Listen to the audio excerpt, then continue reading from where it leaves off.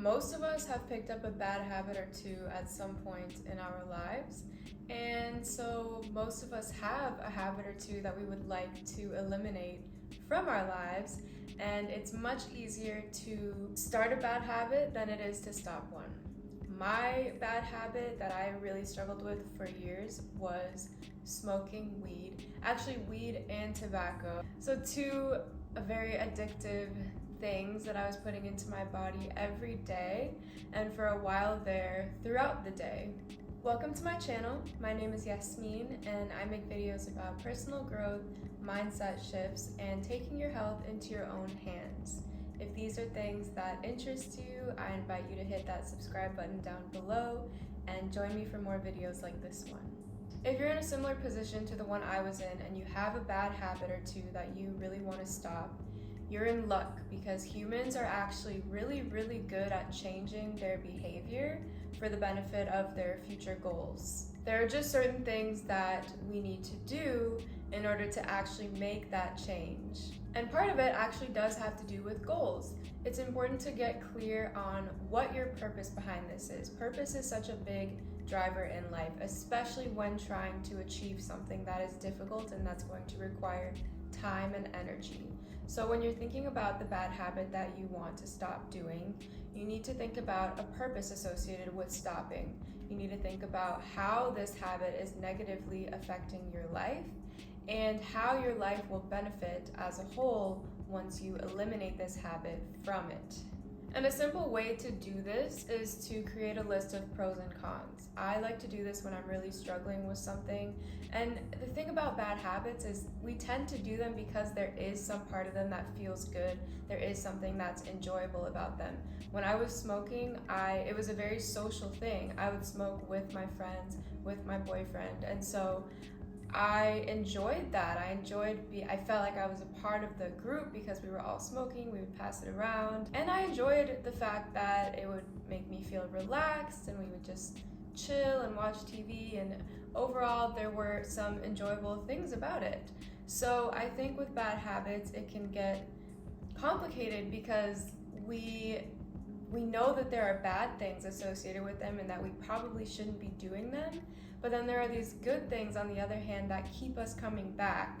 So I think writing out on a piece of paper a list of pros and cons, and maybe you'll find that the pros outweigh the cons and you actually don't want to completely eliminate this habit from your life, and then you can take other steps maybe to just diminish how often you're doing it.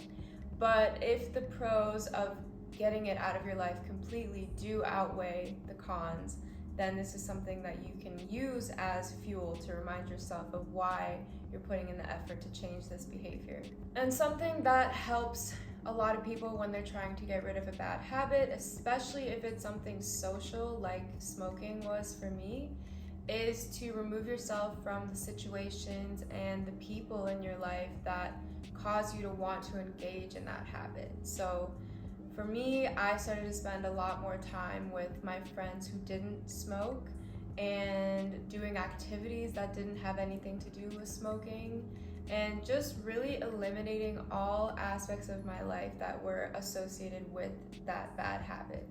When we're around the same environments and the same people that we've been engaging in our bad habits with, we're much more inclined to continue doing so, especially if those people have no desire to stop. They're going to be a bad influence on us if our desire is to stop. I'm not saying you have to stop being around those people forever and stop being in certain situations forever, but when you're first trying really hard to get rid of this bad habit, you do need to be very selective about who you're around and what you do.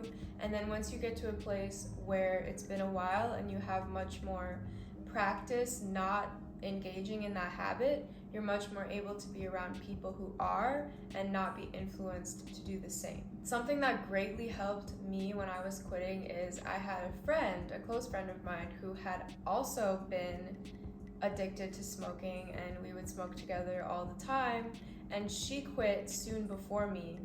And so I would hang out with her and I would see the improvements in how she was feeling and how much more clear-minded she was. And because I already had this strong desire within me to quit as well, she was a huge motivator and a huge inspiration throughout the process, and really someone who helped me a lot along my journey of quitting.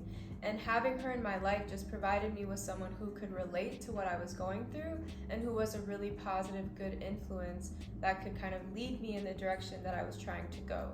So I think if there's someone in your life who has already quit the habit that you want to stop doing, that can be a really great person to spend time with and to be inspired by. I would also recommend introducing new hobbies in your life that you will replace the bad habit with.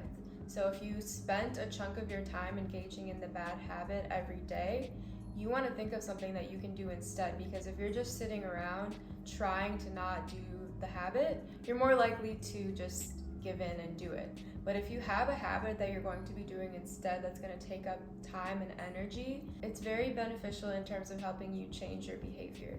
And the thing about most bad habits, I know this is true for smoking and for many other habits as well, is that when we engage in them, there's a rush of dopamine that's released within our brains, and it makes us feel really good, and therefore we associate feeling good with that habit, and we're much more likely to continue doing it. So it's important to think about replacements, hobbies that also release a rush of dopamine, and the number one thing I would recommend is exercise. Exercise is great for everyone. We all need it.